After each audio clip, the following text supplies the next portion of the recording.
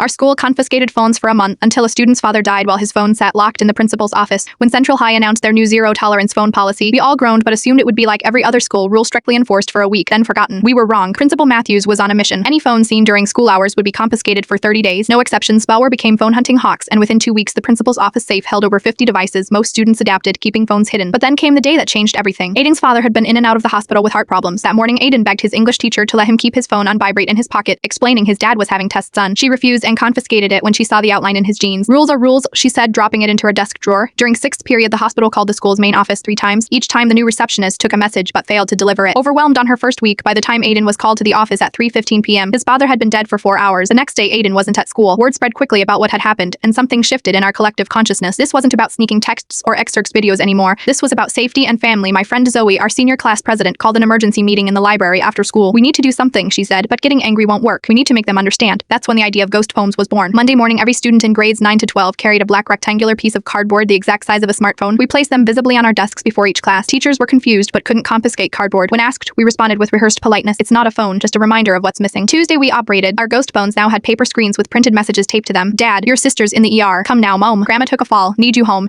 Here's an active shooter in the building. Hide. By Wednesday, local news had picked up the story. They interviewed students outside school, including Aiden's best friend, who explained what had happened. That evening, parents flooded the school boards in March. Thursday morning, Principal Matthews called an assembly. He looked tired and defensive as he explained the importance of focus during school hours. The superintendent sat uncomfortably beside him. When he finished speaking, Zoe stood up. May I say something? She asked without waiting for permission. She walked to the front, carrying a shoebox. In this box are 200 scenarios written by students about emergencies that happened to them or their families during school hours. She began reading them aloud. My mom's water broke during 3rd period. My house caught fire during math class. See, my little brother went missing at his bus stop. With each example, she placed a ghost phone on the stage floor. One by one, students walked forward, adding their paper phones to the growing pile. The auditorium was completely silent except for the soft thud of cardboard hitting the stage. Aiden walked in last, pale but determined. He placed his real phone, the one returned to him too late, on top of the pile. The superintendent whispered something to Principal Matthews, whose face had lost all color. Friday morning, a new policy was announced. Phones must remain in lockers during class but could be checked between periods and during lunch. Yet with family medical emergencies could register for exceptions. That afternoon in the cafeteria, Aiden stood up and shared his story publicly for the first time. He didn't blame anyone, but his quiet words about the last conversation he never got to have with his father left everyone, including teachers, in tears. The following Monday, Principal Matthews started the day with an unprecedented apology over the PO system. Rules matter, he said, but people matter more. I forgot that and I am sorry. Sometimes the most powerful lessons in school are the ones that aren't in any textbook.